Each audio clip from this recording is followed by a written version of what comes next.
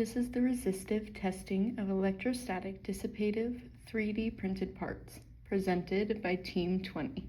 This project studies the resistive effects of an anti-static spray on a 3D printed part. This project is useful to reduce costs for industry members working with sensitive electronics. The average resistance is 1.3 times 10 to the 10 ohms, with an uncertainty of 3.753 times 10 to the 7 ohms. The average surface resistance is 10 to the 8.6166 ohm per square inch, with an uncertainty of 10 to the 0.9685 ohm per square inch. The parts are within the safe ESD range.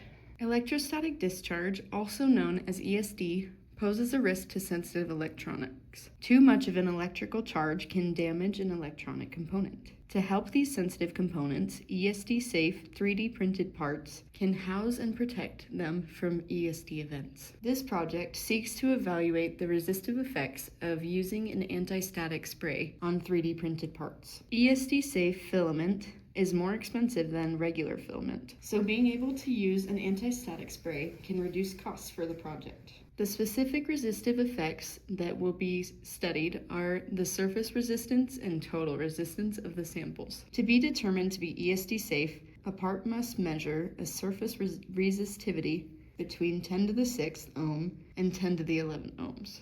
After looking over alternative devices, we decided that the surface resistivity meter was the best option. The digital multimeter isn't used very often in industry to measure surface resistance. The 4-probe method requires more variables than just resistivity in its calculations, so this device would be more difficult to use and would increase our overall uncertainty. We also measured different sized boxes and discovered that any surface area greater than that of a 2x2 inch box could not be measured by the surface resistance meter. We also tried to measure a circular shaped hole, but it was hard to get precise dimensional measurements.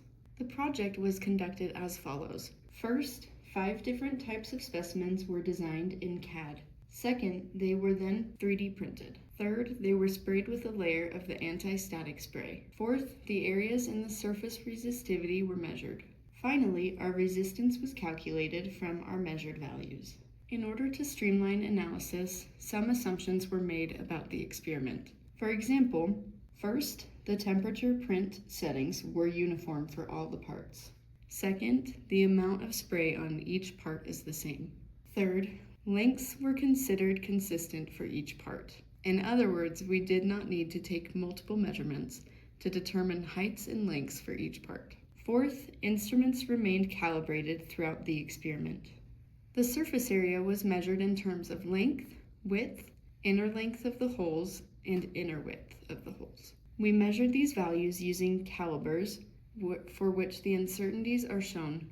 The surface resistance was measured using a surface resistance meter, which has a device uncertainty of plus or minus 0.5 decades. Our defining equation will measure the surface resistance of a 3D printed box that has been coated with anti-static spray. Our variables include the surface resistance measured and the measurements of the box taken to find the surface area.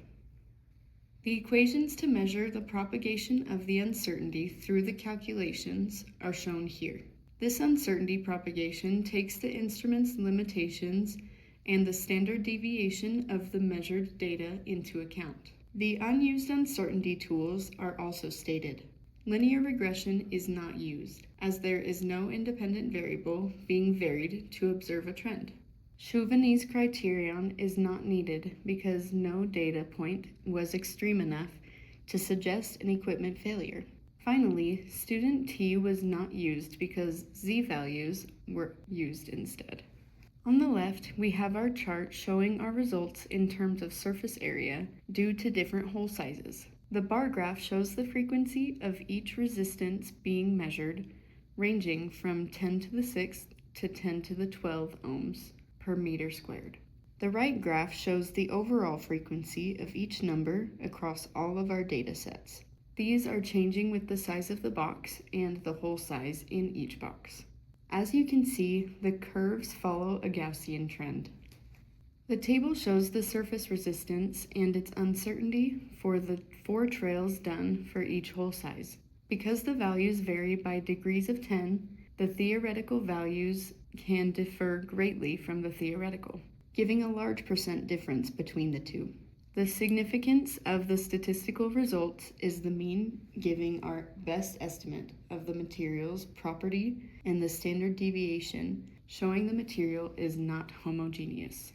Uncertainty analysis shows that at high resistance, the area measurement accuracy is irrelevant compared to the resistance measurement accuracy. For better experiment, focus on resistance meter accuracy, not calipers.